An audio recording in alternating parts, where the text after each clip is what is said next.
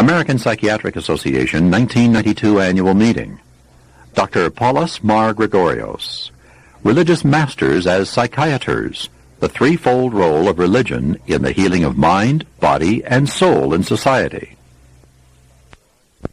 Dick Thorell, and this is the Pfister Award lecture by Dr.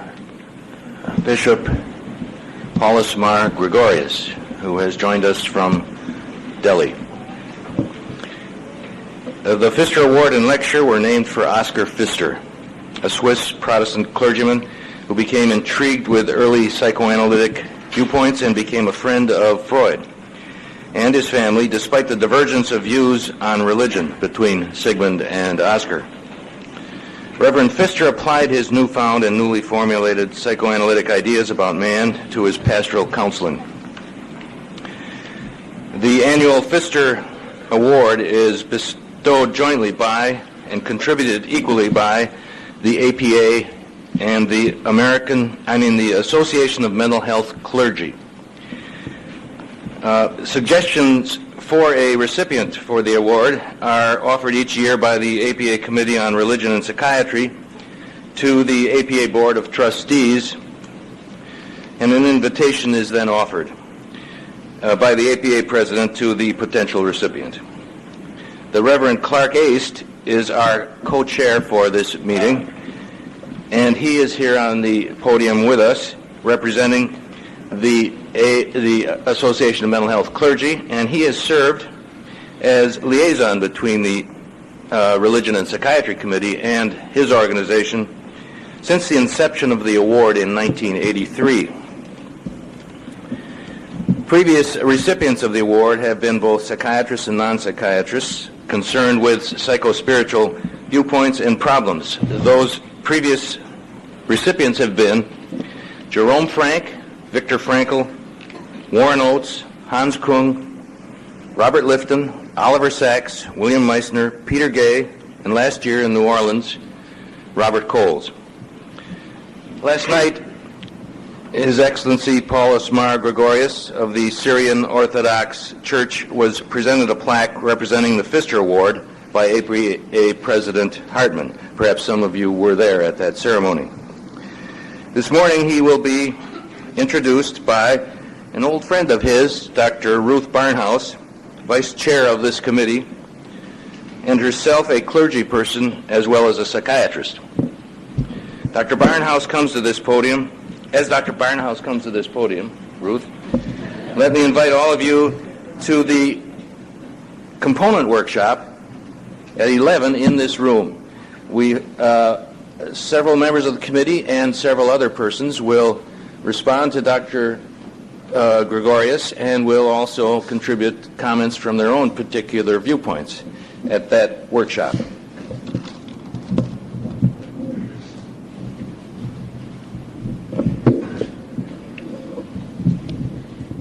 Dr. Gregorios, Paulos Mar Gregorios, has a Greek name given by the Syrian Orthodox Church in India at the time of his consecration as Eastern Orthodox Metropolitan of Delhi. As those of you who are clergy in the room probably know, Mar Gregorios just means St. Gregory. Formerly known as Father Paul Verghese, he was born in Kerala, India, of Indian parents in 1922. He is a well-known and distinguished international thinker and writer who, from 1983 to 1991, was president of the World Council of Churches. Now he is president of several national and international bodies, including the Interreligious Federation for World Peace. In his younger days, he served as personal secretary and advisor to Emperor Haile Selassie of Ethiopia. He resigned that job in 1959 to become a priest of the ancient Indian Church of St. Thomas. He graduated from high school in India at the age of 14, being the youngest person in his class, but also having the highest rank in his class. Then he worked as a freelance journalist, postal employee, regional associate secretary of the All India Post and Telegraph Union, a teacher in Ethiopian state schools, and various other lay capacities before going on to higher studies in Goshen College, Indiana, where he took his BA in philosophy and languages. In 1952, again at the very top of his class. He then went to Princeton Theological Seminary, where he took his MDiv, again with Master of Divinity, again with first rank. In 1950, that was in 54. He then returned to India and worked as secretary of the Student Christian Movement and head of a lay training center. And it was then in 56 that he went to Ethiopia and served with Haile Selassie. After resigning that post and beginning his ordination process, he went back to higher studies, this time at Yale, where he studied philosophy at the Yale Graduate School, and also took his master's in sacred theology from Yale Divinity School. He then went to study for the Doctor of Philosophy program at Oxford, was ordained priest in 61, and in 1962 was Associate General Secretary of the World Council of Churches. In 1967, he resigned that job to return to his country, and he became principal of the Orthodox Theological Seminary at Kottayam. And then in 1975, he took his doctorate in theology from Serampore University in India, and in the same year was consecrated bishop and made Metropolitan of Delhi. In 1979, he was the chair of the conference held at MIT, Faith, Science, and the Future, which had 500 scientists and an equal number of theologians and social thinkers. And that was at Massachusetts Institute of Technology, sponsored jointly by World Council of Churches. That was where I first met Bishop Gregorios. From this experience and the 5-year preparatory process came one of his most significant books, Science for Sane Societies, as well as his best-selling book, Human Presence. His book, Enlightenment, East and West, has received rave reviews in the Indian secular press. His latest book on the same theme, entitled A Light Too Bright, has been published this year by the State University of New York Press. Altogether, he has written 14 books on various themes, in addition to hundreds of journal articles. He holds 3 honorary doctorates, innumerable awards and prizes, including the prestigious Nehru Award. His biography appears in all the major reference books of the world. World Who's Who in America, International Who's Who of Intellectuals, Men and Women of Distinction, etc., etc., etc. He was elected Man of the Year by the American Biographical Institute in 1990, and in the same year was president of the Indian Philosophical Congress. For the last almost 10 years, it has been my pleasure to encounter Bishop Gregorios once or twice a year at various conferences scattered around all over the world on very interesting subjects, sometimes science, sometimes religion, sometimes a blend of the two, ecumenical, sometimes devoted to one particular religious outlook, sometimes to trying to bring them all together. And I value my association with him highly. I am sure that you will find him not only brilliant and interesting, but gracious as well. Furthermore, he really does extremely well in a crisis. I recall one time when he was to address the Assembly of the World's Religions, and there were, a couple thousand people in the audience, and his briefcase had been stolen in the airport with his manuscript. And if we hadn't been told that, nobody would have known. And I think he could probably, on any subject, talk, quote, off the top of his head in a way that would take the rest of us at least 5 years to produce. And he does it without effort. So, without further ado, I would like to present my friend, Bishop Gregorios.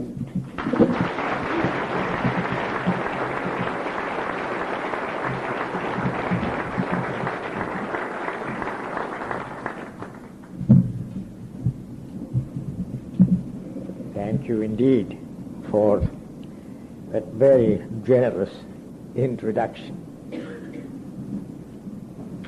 I want first to express my very profound gratitude to the American Psychiatric Association for this singular honor which you have given me through this Oskar Pfister Award, and also to this unusual and somewhat unmerited privilege of addressing such an impressive body of distinguished psychiatrists and other healers. I wish Also to pay my tribute to Oskar Pfister, the Zurich pastor of the first decade of our century, close friend of both Sigmund Freud and Carl Gustav Jung, though a critic of both, a man who was trained in psychoanalysis and used it, as has been said, in his pastoral work. I think Freud himself had some difficulty sort of assessing him. One finds Freud saying about him in one of his letters to Jung, "We have all grown very fond of Pfister," slightly patronizing. "Is really an acceptable priest." This is Freud. "And he has even helped me by exerting a moderating influence on my father complex. We were like old friends in no time." He's a little fulsome in his enthusiasm, but there is nothing false or exaggerated in his warmth, says Freud. Whether he will be able to preserve his residue of faith for long strikes me as doubtful. He's only at the beginning of a far-reaching development, and the bad company he keeps is bound to have its effect.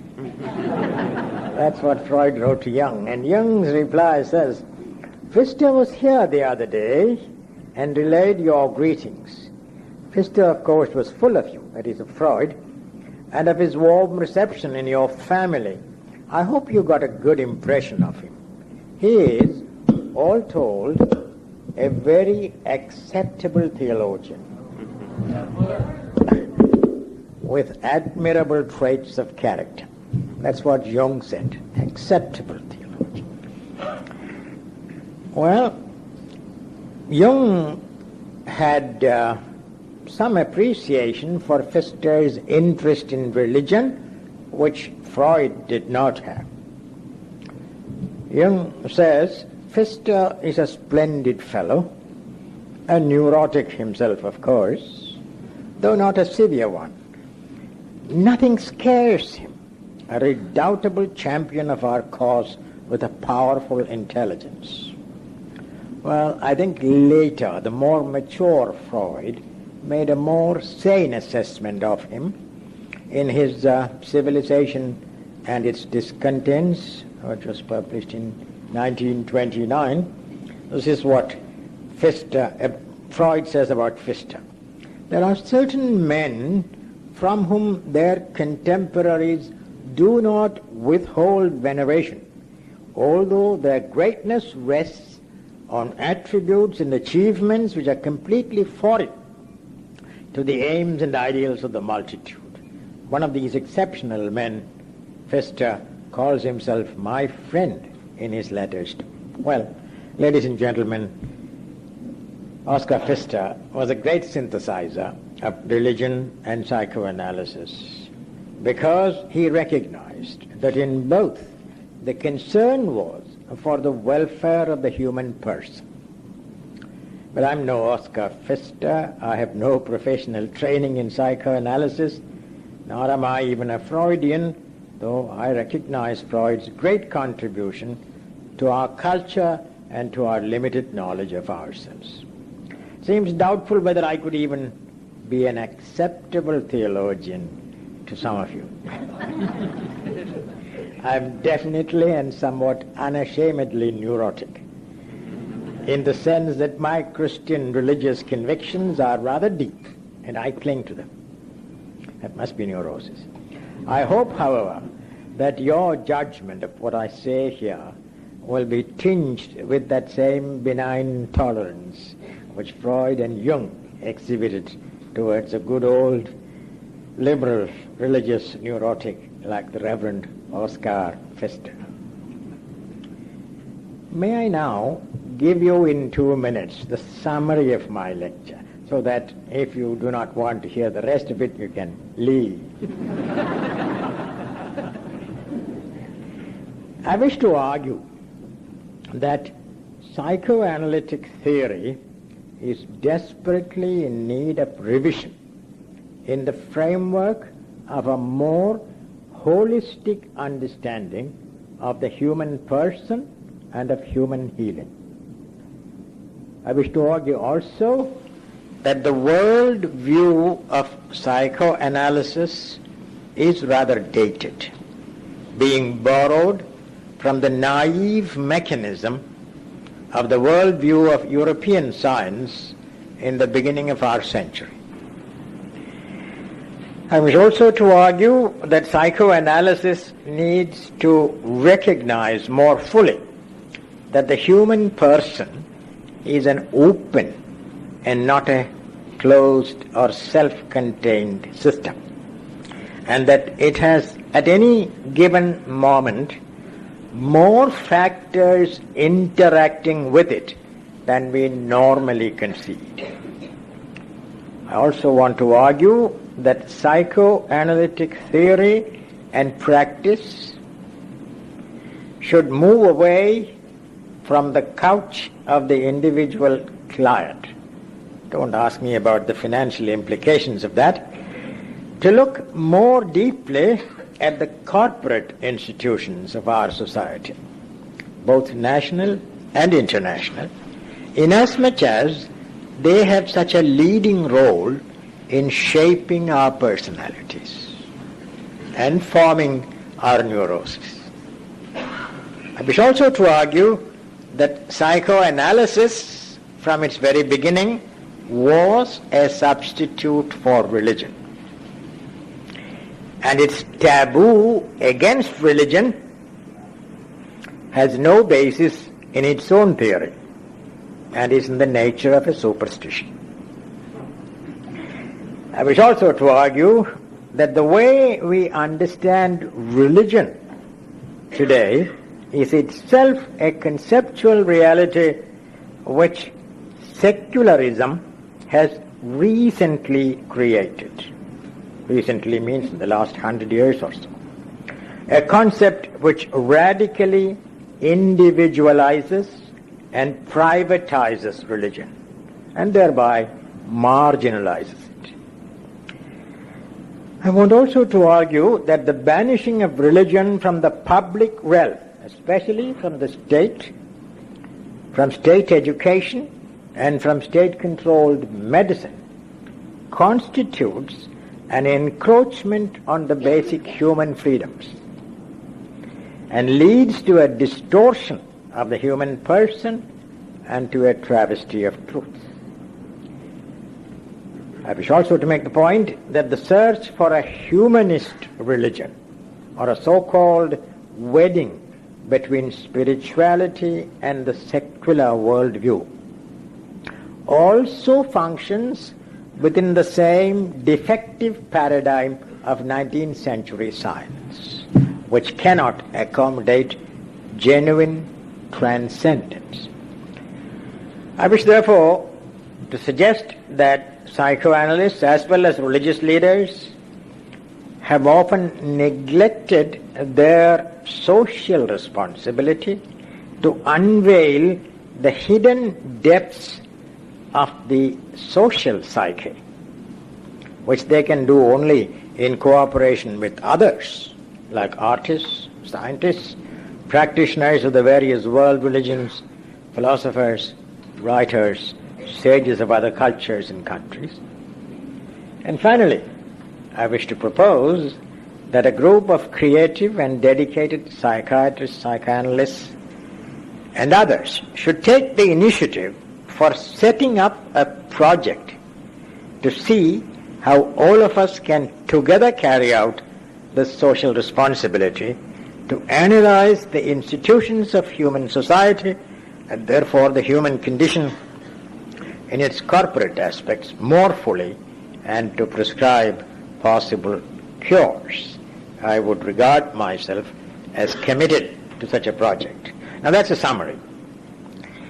May I now make some of these points a little more in detail? I shall not read my text to you, but try to speak to you extemporaneously. First, psychoanalytic theory is in need of holistic revision.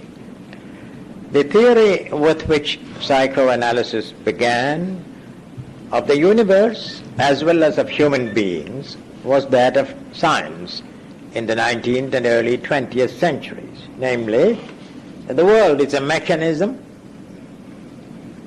mostly self-contained system, self-existent, and also that the human person, especially the individual, is a self-contained system, though interacting with others.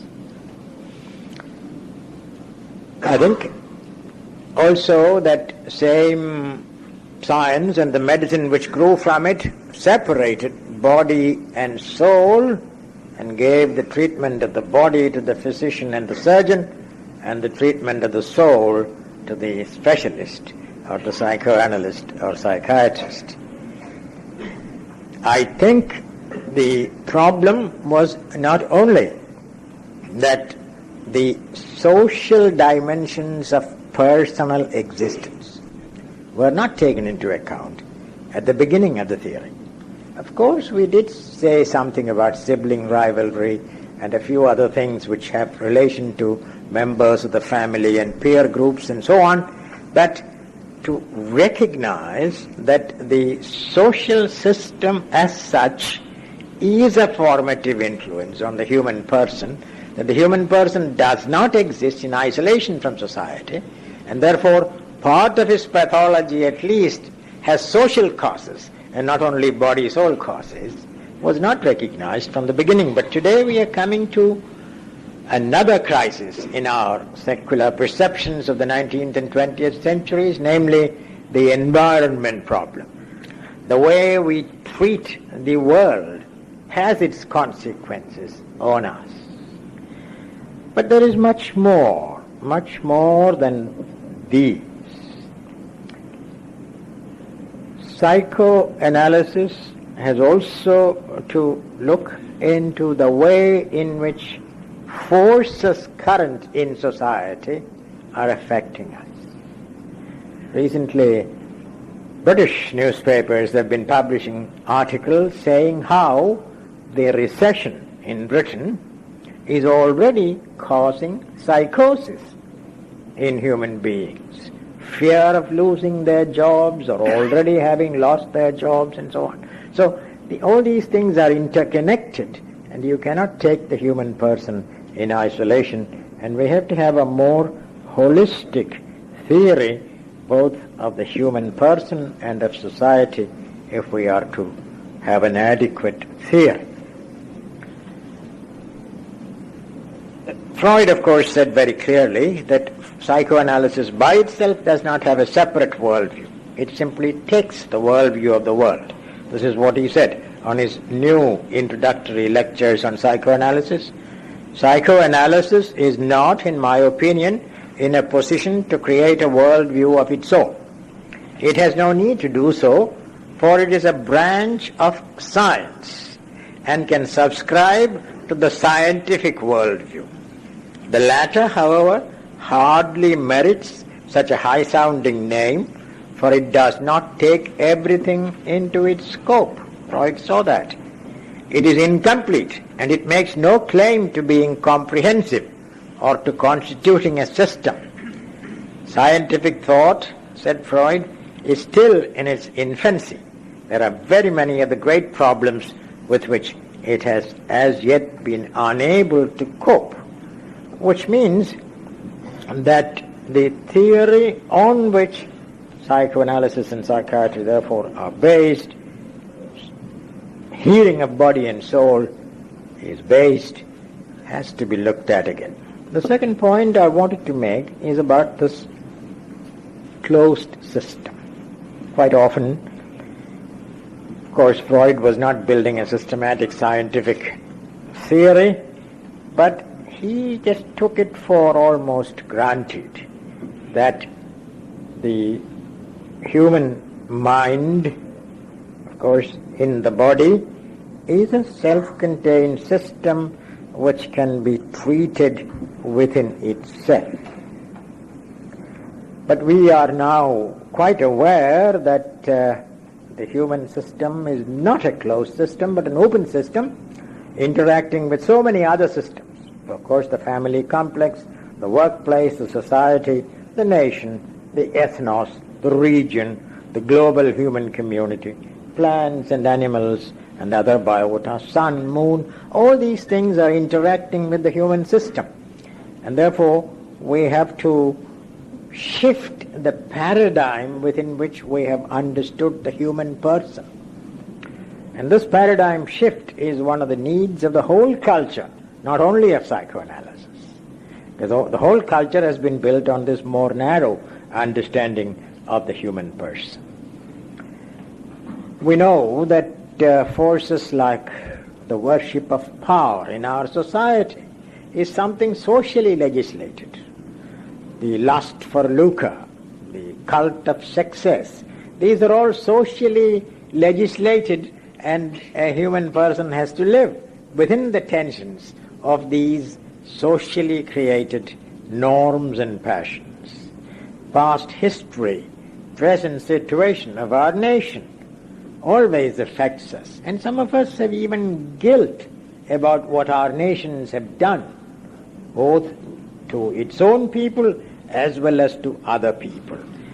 And therefore, we have to take into account the human person as regulated, limited by so many political and economic forces. Psychoanalysis and psychiatry, as well as the whole of healing sciences, will have to take into account the human person as we now understand him, not as Freud understood him at the beginning of the century.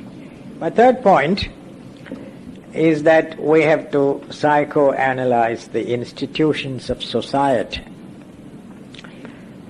Now, of course, I don't know if society will pay the professional for analyzing society, but I don't think this can be done exclusively by the professionals.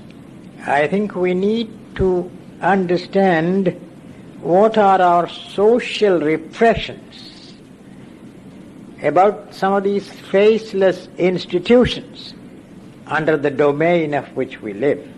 The state, the big industrial complex, the military complex, the economic injustice in the world, the incapacity to eliminate weapons of nuclear destruction, nuclear war. What are the forces? Why does it happen that so many people want to abolish poverty and injustice? It doesn't happen. Poverty and injustice not only persists, but it increases. Why is that? What are the psychosocial forces which make us profess certain values and not try to implement those values? That is the kind of social psychoanalysis in which the professionals have to help us, because we are frustrated. We don't know which are the points at which transformation can take place. Just as psychoanalysis seeks the transformation of the individual person, why not psychoanalysis also apply itself to the transformation of the whole society, that its pathology is looked into, analyzed, and found some cure for. So this means that the psychoanalyst must work with people of other professions, the sociologist, the philosopher, the religious worker, all these people. But the moment you begin to psychoanalyze society, you are politicizing psychiatry. You are immediately and inevitably getting into the controversial political realm. And that's one of the most challenging things before us. Do we have the courage as professionals to attempt the psychoanalysis of our social, political, economic institutions in order to see what is causing the pathos that we do now? The fourth point I wanted to make was about the need for a fresh conceptual frame for understanding the human person. I would say that we have, generally speaking, understood the human in terms of our other sciences, anthropology, sociology, psychology, and so on, all together give us a composite picture of what the human person is. But in that composite picture, we do not include economics, politics, environment, and all that. We can't really understand the human person unless we also see the social system within which the human person operates, the stresses and strains that come from that. And that is one thing which we have to attempt together with others. Now, fifth point that I wanted to make is something about psychoanalysis, religion, and the secular. I've already made some statements which you must have slightly irritated you. Let me say once again, quite clearly, that psychoanalysis is a substitute for religion, created by the secular civilization of the 19th and 20th centuries. It does function today as a religion substitute within the framework of a secular worldview which is outdated and dangerously unscientific. It has its own dogmas. Nowadays, like in religion, the dogmas are hardly affirmed or stated, but they are there. It has its own priesthood, its own special discipline. Oskar Pfister quite plainly told Freud that what he was proposing was a substitute for religion.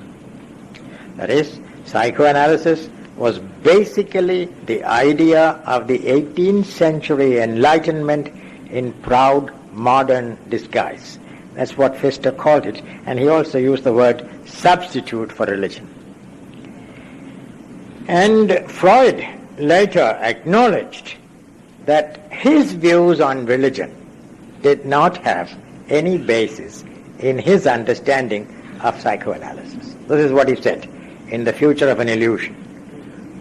Let us be quite clear on the point that the views expressed in my book, that is about the future of an illusion, form no part of analytic theory. They are my personal views, which coincide with those of many non-analysts and pre-analysts. But there are certainly many excellent analysts who do not share them. So you don't have to share Freud's view about religion in order to be a psychoanalyst.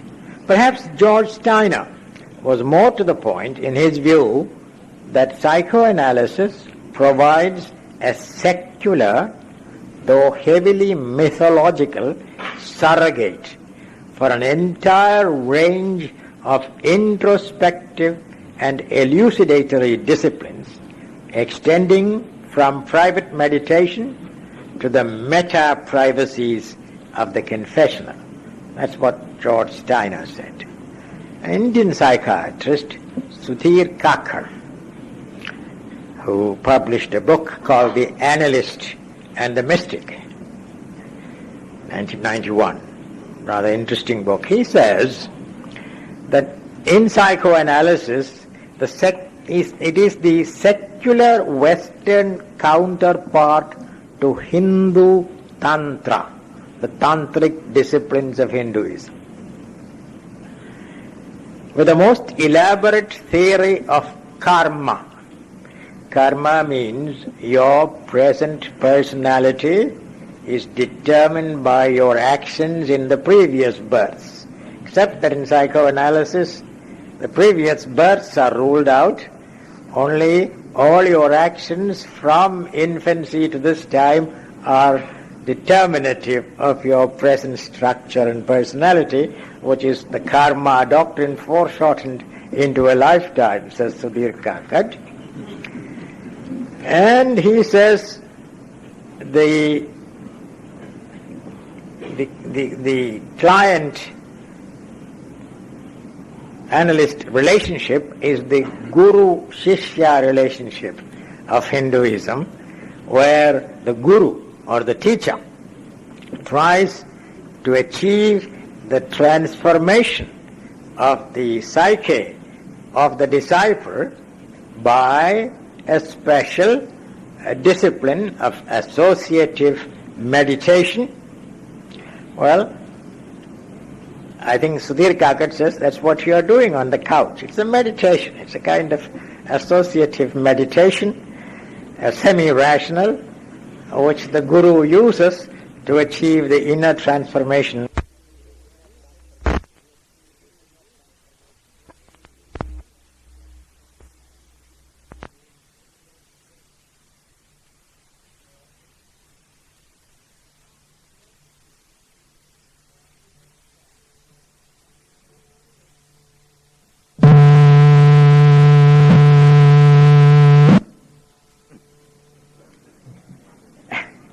Freud's image of the priest was probably derived from what his nanny had told him when he was a child, probably. Well, Freud said he wants to entrust this new technology to a profession, and I quote, a profession that does not exist yet, a profession of secular ministers of soul. That's what Freud called it. Who do not have to be physicians and who must not be priests. Well, many of you are physicians and some of you are even priests and pastors of religious communities. We need to come together to look at this question of the role of religion. And may I say that, this is my sixth point, that Freud in his later days regretted that when he published his The Future of an Illusion, he had only looked at popular religion, and then Romain Rolland wrote to him a very extensive view of a different kind of religion. This was exemplified by the Indian saint Ramakrishna in Bengal. And Romain Rolland wrote to Freud about this, and that's when Freud said, I'm sorry, I had not dealt with that kind of religion in my book. And he says he had ignored the rarer and the more profound type of religious emotion as experienced by mystics and saints. Ernest Jones tells us that in his study of Freud. Romain Rolland had mediated to Freud the religious experience of the Indian Hindu saint, which was, as Romain Rolland described it, an oceanic experience of the mystery of the infinite. The oceanic experience of the mystery of the infinite is what Romain Rolland called it. Then Freud deals with this. And Freud describes this oceanic, floating, supported, euphoric feeling of the mystical experience as a regression to the infant at its breast, or even before, floating comfortably and securely in the amniotic fluid in the mother's womb.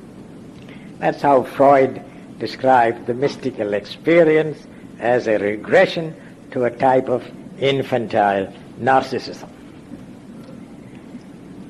A futile attempt to recapture the total security of the unbreathing infant floating in the limitless ocean of the amniotic fluid.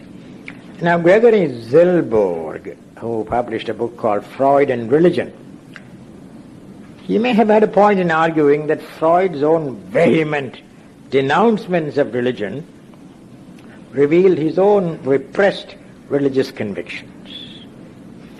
Freud failed to deal with them. But anyway, in the history of this century, several attempts have been made to make religion respectable and commendable. Erich Fromm is one. He distinguished between authoritarian religion and humanist religion. Authoritarian religion is bad religion, humanist religion is good religion for Erich Fromm. And for Fromm, humanist religion is the psychologically integrative function of religion. Well, Abraham Kaplan tried to distinguish between infantile, dependent religion and mature, responsible religion. Paul Ricoeur tried to distinguish between the infantile and idolatrous consolation and a consolation according to spirit, free of narcissism and self-seeking. Peter Homans sought to distinguish a non-pathological religion of transcendence from dependence on a transference God. Erik Erikson, who is not here, Jacob Arlo, sought to see religion positively as adaptation and not as neurosis resolution. Even myths providing an opportunity for the ego to gain mastery of its conflicts through a healing identification with the central figures of the myth. I have no quarrel with all these noble efforts to redeem religion by distinguishing between good religion and bad religion. Freud probably made the mistake, or at least did not see any distinction. All religion was bad. So did Marx and Engels. And I think we have to see why they did that. Both Freud and Marx and Engels, probably 2 or 3 generations earlier than Freud. Why did they do that? Why had this tremendous anti-religious ethos, especially in Germanic thought at that time? The Anglo-American or the British thought usually takes care of the same problem by being indifferent to religion, not anti-religious, but just being indifferent. The Germanic thought of Marx and Engels and Freud have to be anti-religions. Well, you know, this word religion has changed its meaning. In the history of the Western languages, religious, and if you go and look up the Oxford Dictionary, you'll find it. Religious means belonging to a monastic community. That's what it means. The distinction is between religious and secular. Religious clergy means clergy belong to a monastic community. Secular clergy means parish priests not belonging to a monastery. That is the traditional distinction within Western thought. But the word religion got its present meaning of being an individual choice only after it was banished from the public realm. When the secular took over the public realm, then religion was banished to the private realm. Please stop the machine at this point and turn the cassette over for side 2.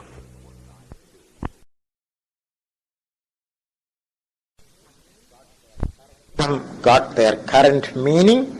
These very concepts of secular and religion in that sense, in the new sense, is a creation of our new civilization. To banish religion from the public realm, from the state, from the education system, from the healing system, religion becomes privatized, marginalized, and in that process religion becomes antisocial. Religion goes on the defenses, becomes narrow-minded, becomes exclusive, makes the false kind of claims, and retreats into its own shell when it is banished from the public realm. That's what has happened to religion. Religion is very sick. Religion needs a lot of psychoanalysis. We are now living in a civilization which has secularism for its public religion and other religions are for private consumption. I think religion was never a private affair. Religion was always a community affair. I don't know of any religion which was not practiced by a community. It was never practiced just by individuals. This is a totally wrong concept. But then, how to bring this religion back into the public realm without making it a political football? That is the question for which we still don't have no answer.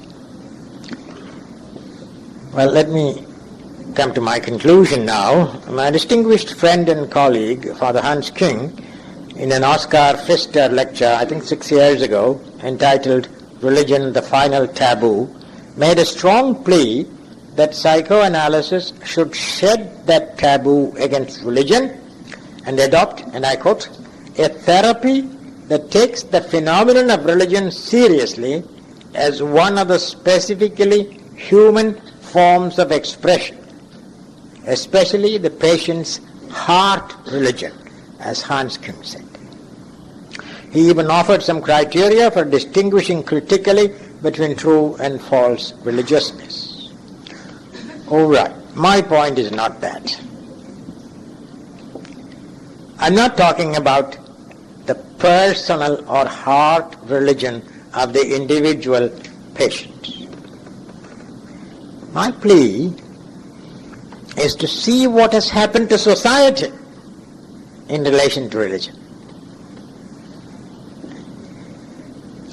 That psychotherapists, psychoanalysts, psychiatrists should join with others concerned to reconsider this decision made centuries ago to banish religion to the private domain and to make the secular the decisive framework within which the state, education, and healing have to proceed. I think this is a very complex problem, and I am not proposing any easy solutions. Bringing back religion in the wrong way can be disastrous. We know in my country how religion is used in politics for getting votes. This is the worst form of misuse of religion, but what we have discovered in my country is that religion cannot be banished from the public realm. Even the communist parties in my country, when they want to put up a candidate in certain regions of Kerala, they will go for an ex-Christian communist, because all the people in that area are Christians, or an ex-Hindu communist, because all the people in that area are Hindus. So much so that religion has not been banished from public life. It is there, but in the wrong way. And what we need today is to look for something else than this individual religion. And I, for one, am not happy about this idea of putting humanism and or spiritual values and secular worldview together. I don't think it works. True humaneness has really no measure. Well, King says the concept of humanum means respect for human values, human rights, and human dignity. Okay. That reminds me Eric Fromm's distinction between humanist religion and authoritarian religion. But Fromm would say that the aim of humanist religion is fullest self-realization and the achievement of great internal strength. This is the one to which I am objecting. To make religion an instrument for making personal integration. In some countries, especially in Britain, religion is often seen as a way to enforce ethics. And if ethics can be enforced without religion, why religion? That's the idea. I mean, if you need a God to enforce a moral system, okay, get a God. But God is not the ultimate aim. The ultimate aim is the moral system. This is not what I'm saying. What I'm saying is that we have a fundamental distortion of our social personality coming out of our refusal to acknowledge the transcendent. When Protagoras said some time ago, maybe 2,500 years ago, that man is the measure of all things, he was not making a rule. He was only saying that's the way most people behave. But man cannot be a measure for other things, because there is something always transcending all limits in the human. The human itself is not a measurable entity. And there are no ultimate limits to be imposed on the human. Here I speak as an Eastern Christian. For me, Christ is the scope of humanity. And Christ is God. And therefore, for me, There is no question of putting some limits to the human. But today in our modern world, you can't just put Christianity as the only religion in the public realm. It will have to be all the religions of the world in the public realm, in every country. The only way the globe can come together is when all the religions of the world have their own role to play in public life.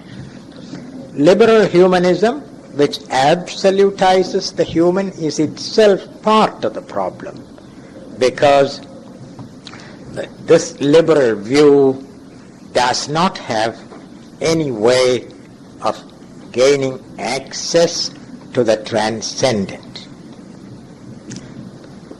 I don't want to use the word God in this lecture, but you may ask me what I mean by the transcendent. All I can say is that any definition I give of the transcendent would not fit, because the transcendent is by definition beyond definition. It cannot be conceptually captured. There is no concept of the transcendent. It is an experience which constantly pushes you towards the infinite boundaries and also keeps you supported and sustained. I think unless this transcendence comes back into our societies, I don't see how the healing of society can take place. The so-called oceanic feeling, which Freud found so difficult to come to terms with, can only be an aspect of this experience of the transcendent. Its ego and world boundary-breaking power. This is the transcendent always breaks the boundaries of the ego and the boundaries of the world and the boundaries of any imposed structure. That's what the transcendent does. But you must not seek the transcendent because it has some conflict resolution power or some therapeutic power. The transcendent is the reality and it's an end in itself, not as a means to your gaining personal integrity. That means genuine letting go of the ego takes place when the transcendent breaks through. We can prepare the conditions for the transcendent to break through, but not make it do so. The psychiatrist, as well as the religious practitioner, needs it just as much as the client or the patient or the seeker. There's no reason why I should think that I am the healer and other people are to be healed. We have to be healed together. We are all sick, including those who try to heal. And together, whether we are religious leaders or psychiatrists, must work. And that's my final plea, sir.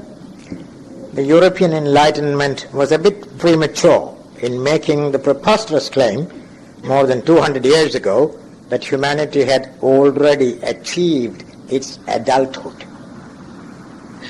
No, we are still far from it. And towards that end, I think psychiatrists have a social responsibility to move out of the limits of their professional practice, to go towards an understanding of what society itself is, what the social pathos is caused by, and in company with others to seek some healing for the whole of society. Thank you.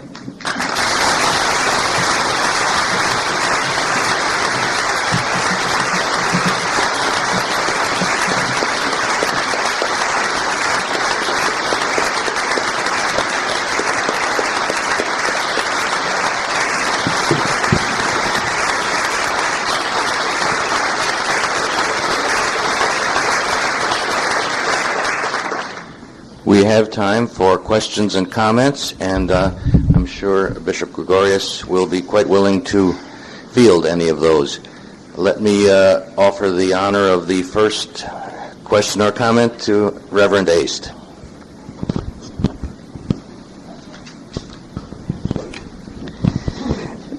Bishop Gregorios, you have made an impassioned plea for us to bring religion from the private closet into the public realm.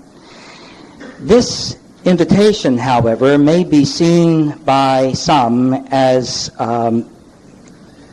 arousing a considerable amount of anxiety for reasons you have already alluded to, that in connection with political power, religion can become very destructive. It launches crusades. It does many destructive things and has in our own century. It's often a cause of great conflict and dissension in the public realm. However, how is it that we can bring religion, shall we say, humanely into the public realm, or so that the values of transcendence are not destroyed and corrupted, but in a sense bless humanity rather than destroy it? Thank you. Thank you. That's a very, very good question. Let me first say that I'm not asking for the state patronage of religions. That's not what I'm asking for. I'm asking for more open public discussion, especially in the media, of what religion has been in the past, what damage religion has done, that must also be said, but how religion can become something creative in our public life, how this analysis of the forces of evil, the pathological forces in our social consciousness can be brought out through the media by an open discussion, not by anything that is imposed by the state. We have a microphone in the middle. Unfortunately, we only have one for the audience. But why don't we receive questions from there, or perhaps if you'll shout very loudly, questions from other places in the room. This gentleman was standing up first at the mic. Sir, sign on to the question already addressed. I want your thought on the emerging theocracies of the fundamentalist Muslims in the Middle East, especially Iran. Thank you. I think that's a very significant question, and I must answer that question carefully. First, because it has become comparatively easy for us in the Western civilization to make a blanket condemnation of something called Islamic fundamentalism. I think that's a wrong name for the phenomenon. The phenomenon is one of the many reactions against the secularization of society. What the Shah of Iran did in Iran was to secularize society and to banish religion from public life almost. And then Khomeini tried to bring it back in a very authoritarian way. But neither of those are the alternatives. What we have to see is that I've tried to discuss this with many of my Muslim friends, and they strongly object to the word fundamentalism, which is a California phenomenon of the 1920s, when there was a Christian Conference of Fundamentals, which printed more than 1 million copies of a book which said what are the fundamentals of Christianity, and freely distributed those books. I don't think that is the situation in Islam. In Islam, there has been a growing resentment since about the 15th century that the European civilization became the dominant one in the world and displaced Islamic civilization from its number one place, which it had up to the 15th century. And they feel extremely frustrated about this. Sometimes they react very erratically to this phenomenon, but what they are saying is that the secular civilization is not the one under which we want to live. And even if that secular civilization is imposed upon us by our own intelligentsia, we will not accept it. This is what the Islamic resurgence actually means. And it should not be simply equated with fundamentalism. And I think this is a genuine, valid protest against a process which is extremely domineering, the secularization process. And I think the Muslims have not yet found the correct way of expressing their protest. But their protest seems to be legitimate. So, perhaps you could get in line, sir. There were Yeah, still before you raised your hand. I would like you to please clarify a point that you were making at the end of your brilliant talk. You said that transcendence was, I heard that you said transcendent is not healing, and that it's not, that it's something in its own right.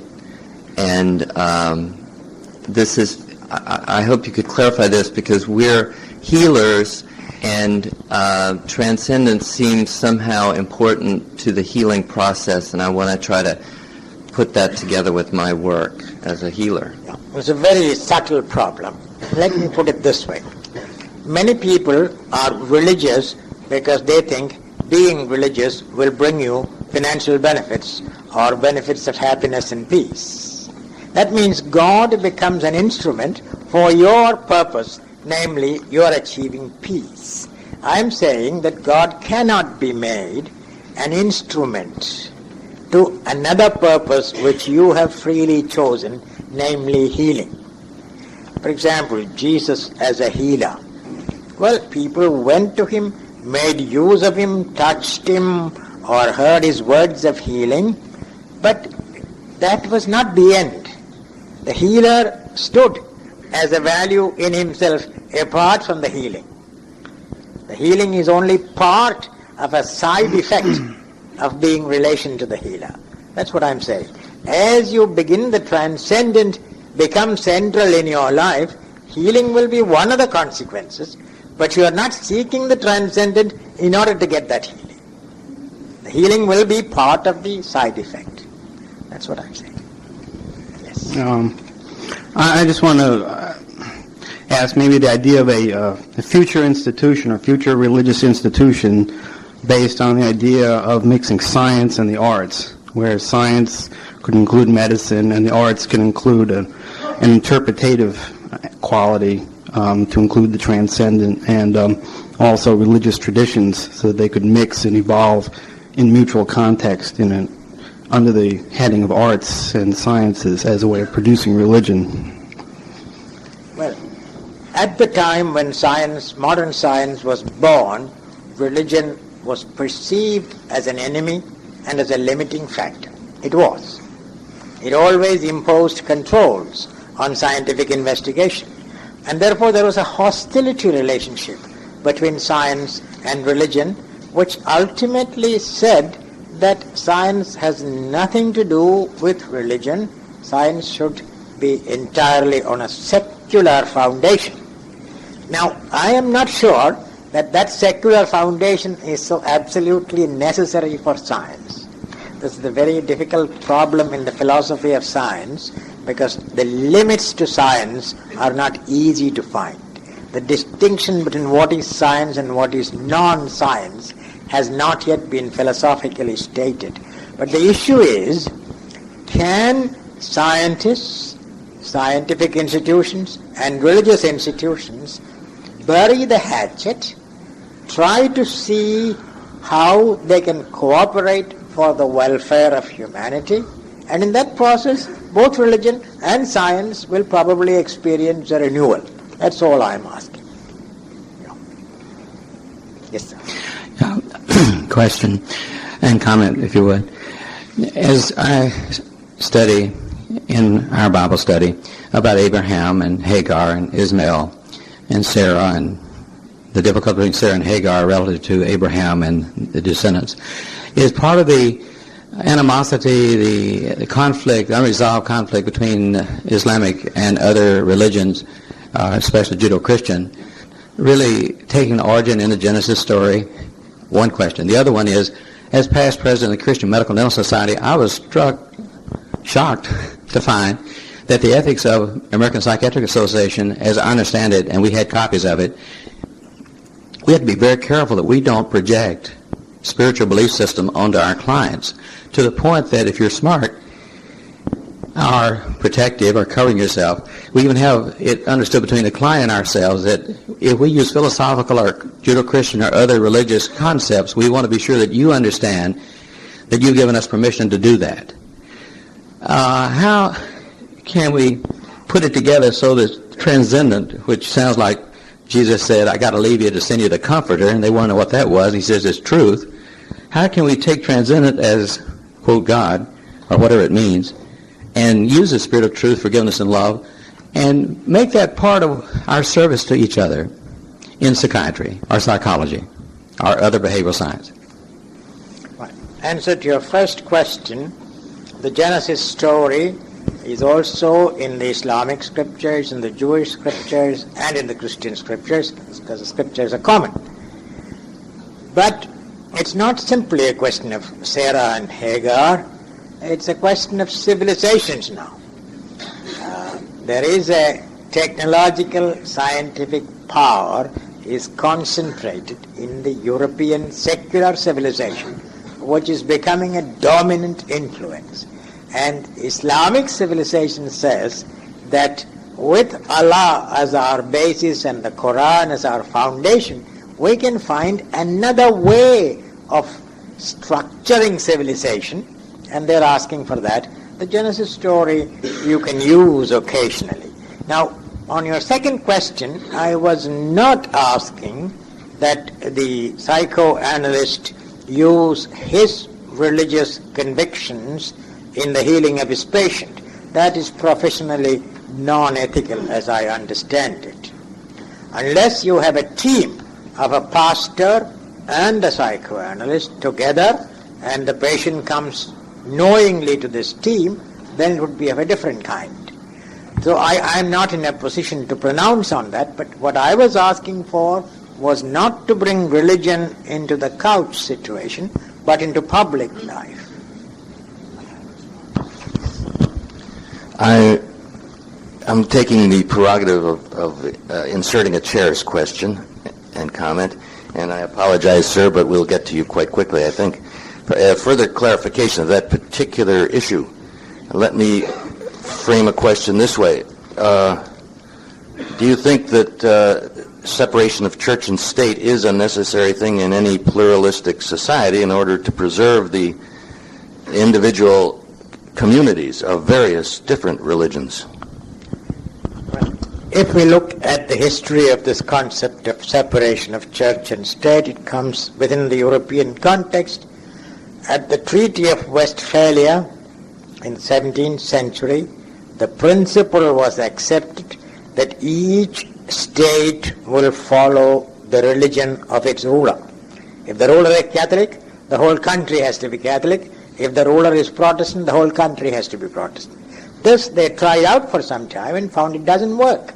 And therefore it was repudiated, and the opposite principle was then affirmed, a separation between church and state, which really is a repudiation of this original principle that the ruler's religion is mandatory for the subjects. That must be ruled out. But in the case of the American system, for example, on the simple question of prayer, whether it's Protestant prayer or Catholic prayer or some other prayer, prayer itself is ruled out from the educational system. And what is the consequence? The child grows up in a world where he thinks prayer is not important. If it is important, it will be in school. Now, I think we must find some way of overcoming that problem of by banning religion from the public life and marginalizing it, we inculcate in our children the idea that religion is not important. And how to bring that back without infringing on the freedom of the individual child, that is the question that we have to really discuss. You've been very clear that the concept of the transcendent is essential to your view of religion. So a positive social outcome, even a benefit to the social behavior of the organism if everyone prays, is not your outcome. The concept of the transcendent is critical. I wonder if one of the difficulties is that Western science, and this includes the science of the mind, has insisted recently on observation, that every theory be subject to observation. Even psychoanalysis, which probably isn't the dominant principle in our psychiatry, is under fire because its principles aren't observed. We're now looking at cerebral spinal fluid in the brain, how can a concept of transcendence, which you say really can't be captured or observed, how can it fit with a scientific view that things should be measured and should have a tangible outcome? This is a fundamental problem with the way science has developed in the last 300 years. Measurement has been the central principle. Precise measurement and observations based on precise measurement. But now we have come into an impasse, especially in physics, where in the micro realm, precise measurement is no longer possible, or we have to use a measuring instrument from the macro realm to reduce the micro realm to its categories, and in that process we are distorting the reality we measure. So the universality of measurement and precision as a requirement of science is slowly beginning to totter. It has not been given up yet. Now, science has its success because it has been based on empirical data, observed, experienced, experimental, empirical data and rational reflection. But the empirical data has usually been only of the repeatable, things which we can evoke or we can create. But there are some other phenomena which are not repeatable at our will. Those also would have to be taken into account by science, and this is becoming exceedingly difficult. A new methodology will have to be devised to vouch for the authenticity of the observed single non-repeatable phenomenon and so on. But I think science is slowly moving in that direction, but we are still afraid. That's one. If you have an ally in William James who thought about this problem scientifically and whether the varieties of religious experience suggests a way of reconciling science and... Yes. Well, the moment you objectify religious experience and describe it, something happens to it. That's the other side of the problem. Yes, go ahead. I enjoyed your talk very much. It seemed like one of the key points that you were raising was the need for some kind of religious, psychological, social integration and dialogue. One of the things I'm wondering about is how could such a dialogue be mediated, for example, on an issue as inflammatory as, say, abortion, where people of different religious perspectives have very strongly held viewpoints, one believing the civil right of the unborn versus, say, the right to privacy. How could such a dialogue be mediated, in a respectful and potentially healthy, avenue? One thing I have learned from my 20 years of experience in inter-religious dialogue is that we don't plan for a consensus.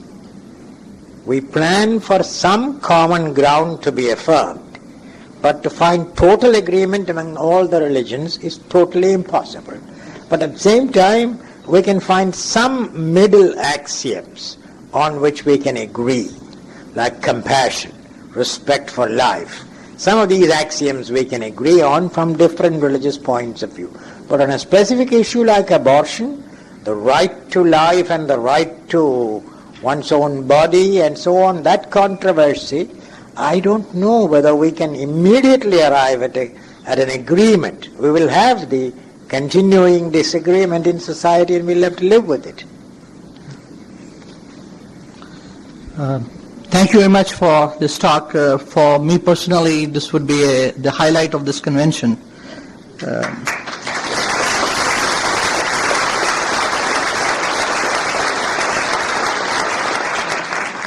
If the chair permits me, I would like to make two comments and one question. The first is about Islamic fundamentalism. Thank you for giving the correct representation of the Islamic viewpoint in general, that Islamic being called fundamentalist is not the correct thing for people who religiously follow or pray 5 times, fast in the Ramadan and give charity and do pilgrimage like many other religious prescriptions are. So that if that somebody does, that's not fundamentalism. The question about conflict of civilization, that's what it is. But to add to that, another aspect for last 200 years at least, not the 400 or 500 years part, is the economical exploit due to the power of the West, which is not just a religious conflict, but it is the conflict of the East and West. Being an Indian and a Muslim, I feel strongly that's the resentment in the have-nots of today's world. And this exploitation is not a political statement I make, but people here are very sensitive and allied in this matter, that this exploitation still continues in various forms through the corporations. There is no governmental colonialism, but this is there. This is how we feel, at least, and it's a fact too.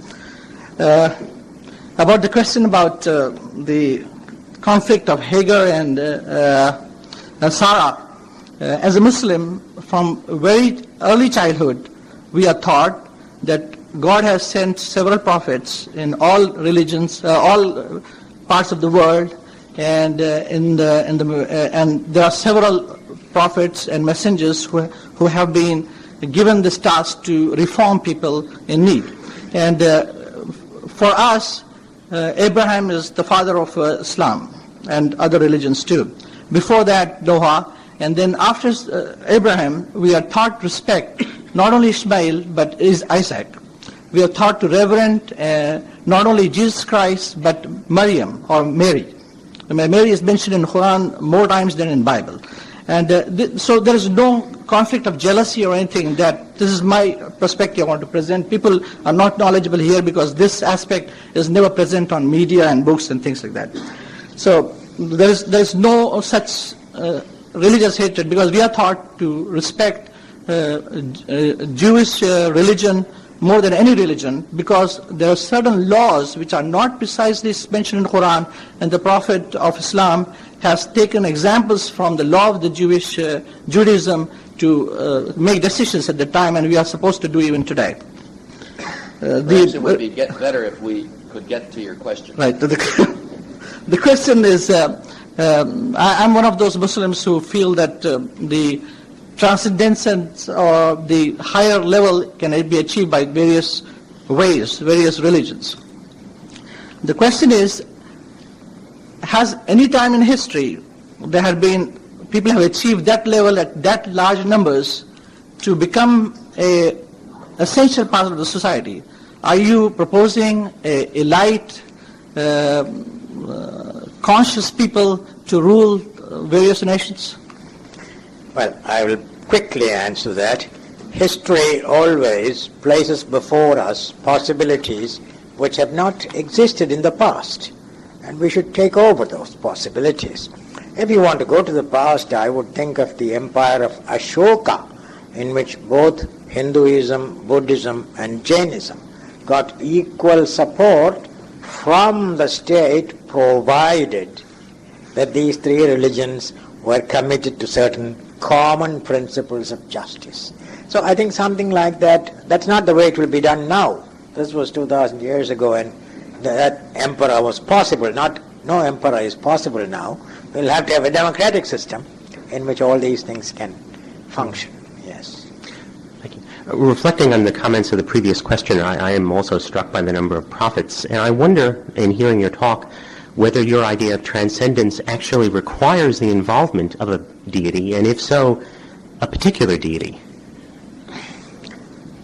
I have done some work on trying to say who God is, and found that I am not capable of doing so.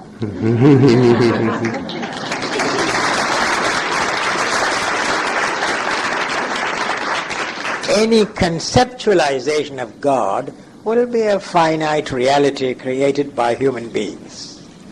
And that's all we are dealing with most of the time, conceptualizations of God. And that's where all the differences begin, at the conceptualization level.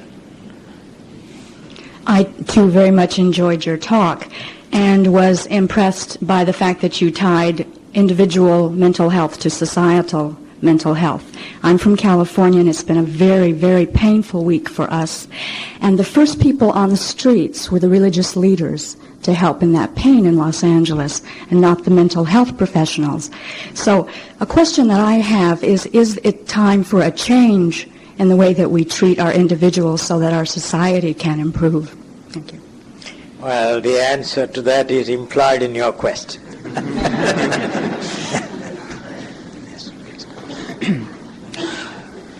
I hear from some theologians that one of the most effective ways to remain non-transparent to the transcendent is to be religious or to belong to a religious community.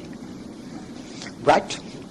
Religion has always a negative possibility built into it, especially when religion becomes a means for the community's self-aggrandizement. And that is where the missionary movement sometimes got into so much trouble. People said, we love you, but actually we love you only insofar as you will come with us. That was the kind of thing we had. And so in all religion, there is this self-aggrandizement tendency, but organized religion need not necessarily be like that. I think it can be the other way also, but the temptation is always there, and dispensing with organized religion will not keep religion alive, I'm sorry to say. Yeah. Yes, I think we should. I have a question. Just wait one more moment, please. We'll take your question and one more, and then I'll have to invite any leftover questioners to attend a workshop where you may ask that. That workshop starts at 11, if I might remind you of that. And after the woman in the purple dress, I will then close with a comment that was handed to me from the floor, which I think is rather germane to our whole program here. The workshop will be in this room at 11 a.m. after a half-hour break. Patients come to us because they're hurting, they're having pain and suffering, and they want relief. And in the religious realm of looking at things, the pain and suffering we are taught as integral part of, as a motivation for growth and even sanctification as a religious person. In terms of the dialogue you are proposing, how do you integrate these two in the healing process?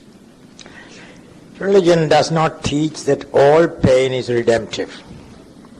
Pain can be destructive, can lead to despair. So religion says that pain can be creatively overcome to generate inner discipline and strength, but it doesn't say that pain is a good in itself. No religion says that. Suffering is something which has to be overcome, or suffering, you have to get the right attitude towards suffering. But suffering itself is not a good in itself. I think there is no conflict at that point.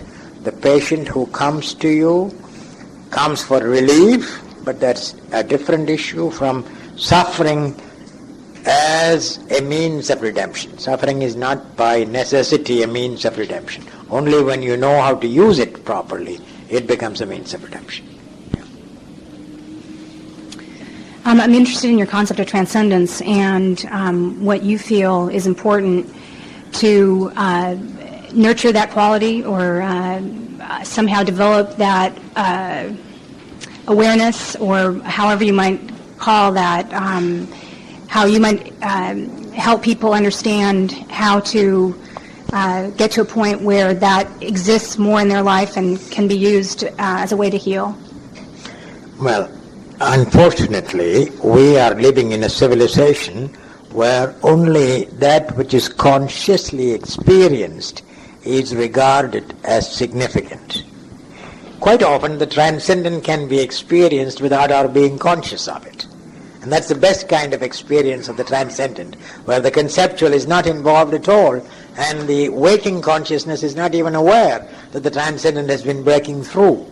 And therefore, I would say that the transcendent can break through at the most unexpected moments, in the conversation between two people, in the group meetings like this, in a religious ritual, but in various situations, you can only prepare for it. You cannot engineer it. The transcendent cannot be engineered. It can be prepared for.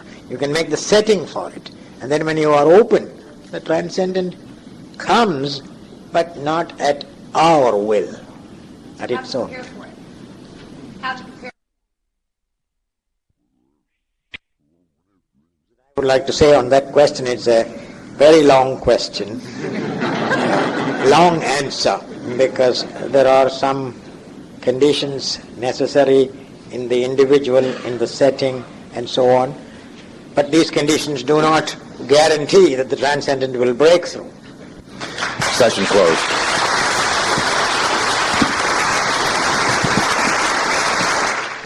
That concludes this program. The material on this cassette was recorded and produced by Mobile Tape Company Incorporated of Valencia, California.